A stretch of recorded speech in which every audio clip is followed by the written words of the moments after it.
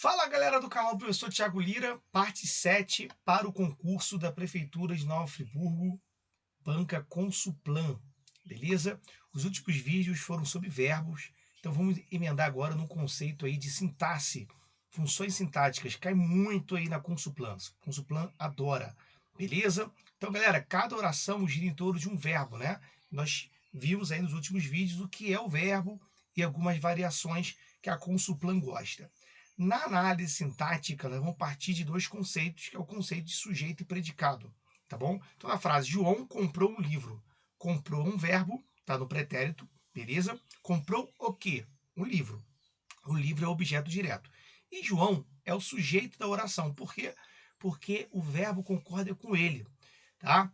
Ele comprou um livro, tá bom? Então, se eu coloco, por exemplo, um sujeito no plural, João e Maria. João e Maria compraram o livro. Essa é a regra de concordância básica. O verbo concorda com o sujeito. Sujeito aí, então, João, sujeito simples, porque possui o núcleo só, tá? Então, nessa frase, João comprou um livro. João, sujeito simples, comprou um livro, é o predicado, tá bom? Sujeito, galera, Consuplan gosta muito, tá? Muito importante. Se eu tenho mais de um núcleo, eu tenho um sujeito composto. João e Maria compraram, tá? Eu tenho também o conceito de sujeito indeterminado, que é aquele que nós não conseguimos detectar, determinar quem é um sujeito. Ele existe, mas nós não sabemos. Tá? O exemplo básico que normalmente cai é o verbo na terceira pessoa do plural. Então, por exemplo, levaram meu carro. O verbo levar está na terceira pessoa do plural. E eu não sei, não existe o sujeito explícito ali. Levaram, terceira pessoa do plural, eu não tenho sujeito explícito. Então, levaram o meu carro, o sujeito aí é indeterminado. Muito importante estudar o sujeito indeterminado. Galera, outra coisa, esse sujeito indeterminado pode vir acompanhado de uma partícula C, que é chamado de índice de indeterminação do sujeito. Então, por exemplo, se eu tenho um verbo transitivo indireto, beleza? Indireto. Ou um verbo intransitivo, normalmente esses dois, tá? Mais a partícula C, eu tenho sujeito indeterminado. Então, por exemplo, olha aí. Precisa ser de bons profissionais. Quem precisa, precisa de algo, nós vimos. Então é um verbo transitivo indireto. Mais o ser, que é uma partícula indeterminadora, ou seja, esse ser aparecendo ligado a um verbo transitivo indireto, então nós temos aí um sujeito indeterminado. Precisa-se de bons profissionais nesta oração, tá? Eu não sei quem é o sujeito. Então, essa partícula ser está indeterminando o sujeito.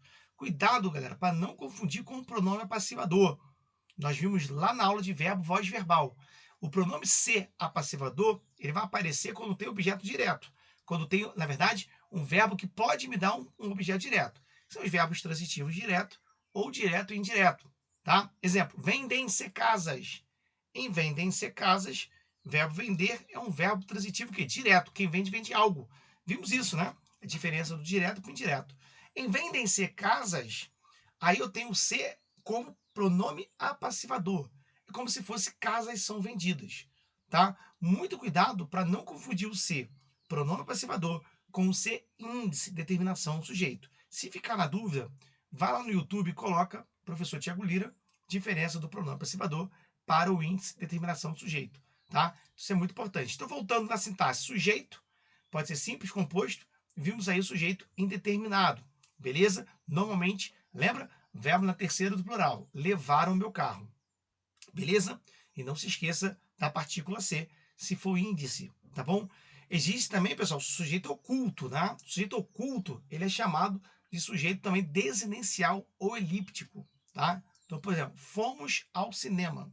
Fomos ao cinema, tá? Pela conjugação do verbo fomos, eu sei que o sujeito aí é nós. O sujeito que está oculto, em elipse, tá bom? Então, muito cuidado. Fomos ao cinema, sujeito oculto. Há também, pessoal, as orações que não possuem sujeito, normalmente ligado aos verbos impessoais. Grave, nesse caso, o bizu aí do verbo haver. Haver no sentido de existir. Normalmente ele cai. Normalmente ele cai. Olha a frase, ó. Havia bons professores naquele colégio. Havia bons professores naquele colégio. Esse verbo haver está no sentido de existir. É como se fosse existiam bons professores naquele colégio.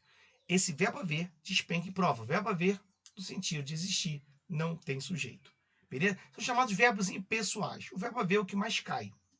Tá bom? Então, galera, o sujeito concordando aí, o verbo concordando com o sujeito, pode ser simples, composto, oculto, indeterminado e sem sujeito.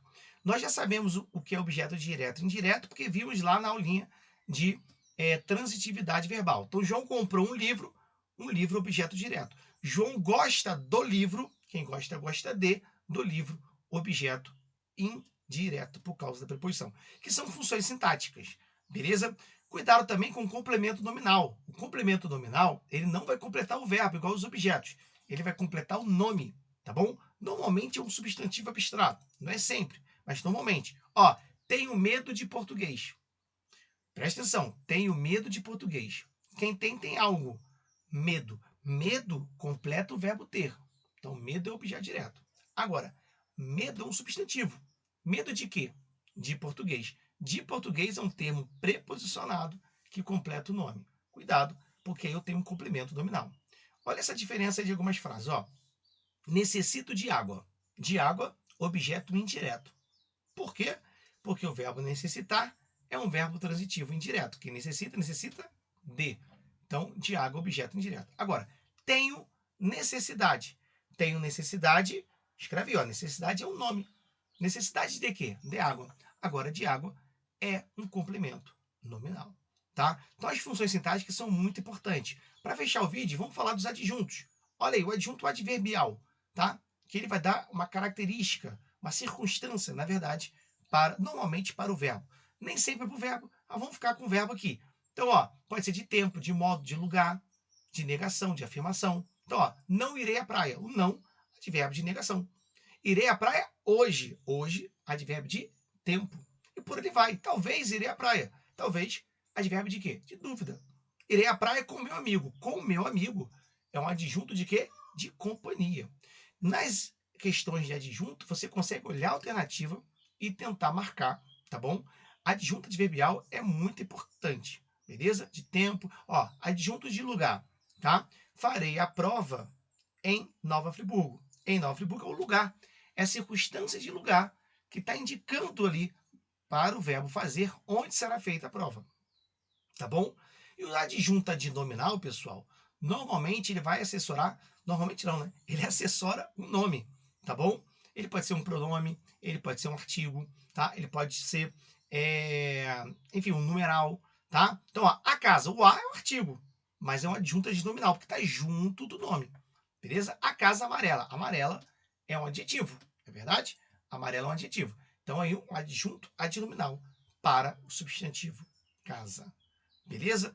Então, as funções sintáticas, beleza? Claro que esse vídeo não tem a função de dar uma aula ampla, mas as funções sintáticas são muito importantes para Consuplan, beleza? Principalmente os tipos de sujeito, tá? E nos tipos de sujeito, fique ligado na partícula C que nós vimos, tá bom, pessoal? Isso é muito importante, tá? Então é isso. Curta o vídeo, se inscreva no canal e vamos que a prova do concurso de Nova Friburgo está chegando. Valeu, galera! Abraços!